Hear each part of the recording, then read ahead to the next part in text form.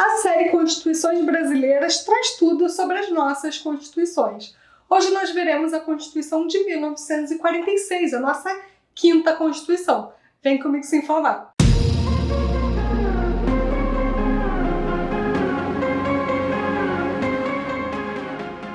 Olá, meu povo, tudo bem com vocês? Eu sou a Michelle Pinheiro e seja bem-vindo a mais um vídeo aqui do canal. Se você ainda não é inscrito, aquele convite sempre, aperta o botão inscrever-se aqui embaixo e também ativa o sininho para receber notificações sempre que tiverem vídeos novos. E vem fazer parte do povo mais bem informado sobre seus direitos. Como surgiu a Constituição Federal de 1946? Bom, pessoal, essa Constituição é a nossa quinta Constituição, né? E ficou marcada pela forte influência dos movimentos democráticos da época. Pessoal, o país passou por uma ditadura durante o Estado Novo, como nós vimos aí no vídeo anterior dessa série, e essa Constituição buscava quebrar de vez qualquer relação com o regime ditatorial. Os partidos políticos da época indicavam 37 membros para formar a Comissão de Constituição, que se subdividiu em subcomissões. Pois bem, o objetivo inicial da comissão era restaurar as linhas de 1891 e também com as inovações aproveitáveis de 1934. Essas inovações que a gente está falando são referentes às normas de proteção aos trabalhadores, à ordem econômica,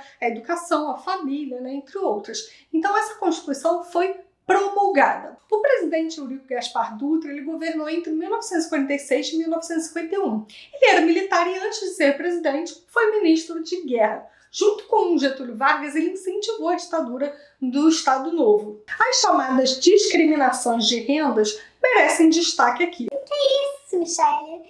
Bom, pessoal, é bem simples. A Constituição definiu bem a forma de cobrar tributos de cada ente, a União, os Estados e os municípios. Entendeu-se que toda bitributação, a exigência do mesmo tributo por diferentes entes da federação, seria inconstitucional. Também houve a divisão do chamado Imposto Único, que era o imposto que a União cobrava por diversas mercadorias, comércio, distribuição, consumo, entre outros. Os valores desse imposto eram divididos entre os entes da federação. Ocorreu também a proibição da tributação dos templos, bens, rendas e serviços de partidos políticos, instituições educacionais e assistenciais e do papel destinado exclusivamente a jornais, periódicos e livros. Também houve a isenção do imposto de consumo sobre mercadorias destinadas à alimentação, vestuário, habitação, tratamento médico das classes pobres. Os impostos, gente, eles deveriam ser sempre que possível pessoais e graduados de acordo com a capacidade econômica do contribuinte. Uma outra característica dessa Constituição é que nenhum imposto deveria atingir diretamente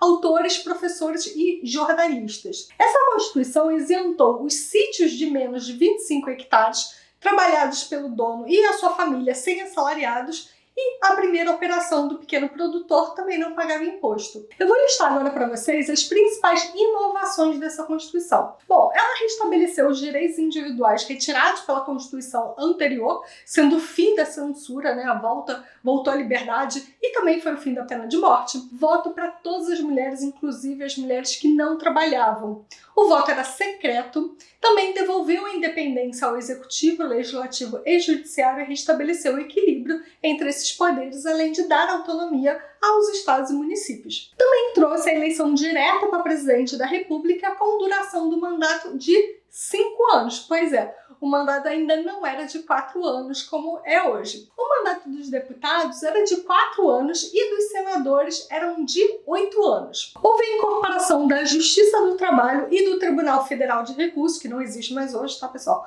ao Poder Judiciário, e foram previstos a pluralidade partidária, o direito de greve e a livre associação sindical. Vale destacar um fato interessante. Essa Constituição, pela primeira vez na história constitucional brasileira, permitiu a inserção de fortes bancadas comunistas e trabalhistas.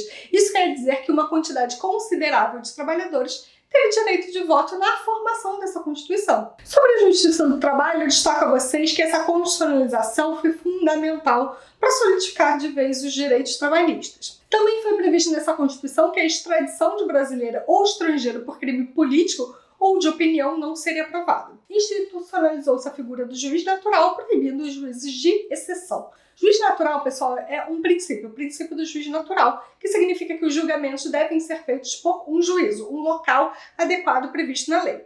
Juízo ou tribunal de exceção são locais onde teria um julgamento ilegal.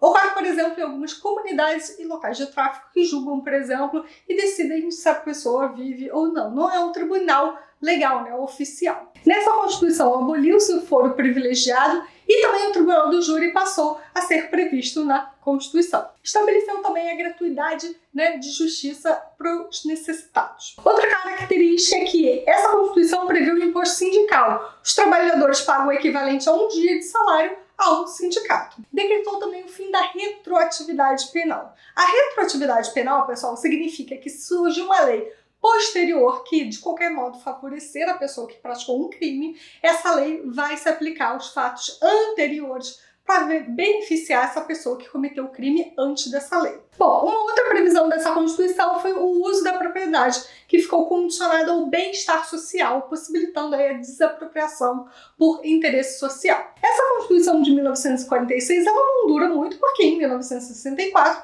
nós vamos viver a ditadura civil militar. Eu quero que vocês percebam a história, a trajetória do Brasil, que não tem um minuto de folga de autoritarismo, né, e ditadura. No momento que a gente está aqui nessa Constituição, a gente acabou de vir de uma ditadura. Essa aqui é uma Constituição mais liberal, é feita por uma comissão de Constituição, mas a próxima já vai voltar para uma ditadura, ou seja, o brasileiro não tem um minuto de paz porque vem governantes, pessoas que querem um excesso de poder, que não pensam no povo. O próximo vídeo de Direito Constitucional vai ser sobre a Constituição Federal de 1967. Não perca, hein? E não esquece de curtir esse vídeo que ajuda muito o nosso canal a crescer e esse conteúdo chegar a mais pessoas. Eu vou ficando por aqui, meu povo. Um beijo, até o próximo vídeo. Tchau, tchau.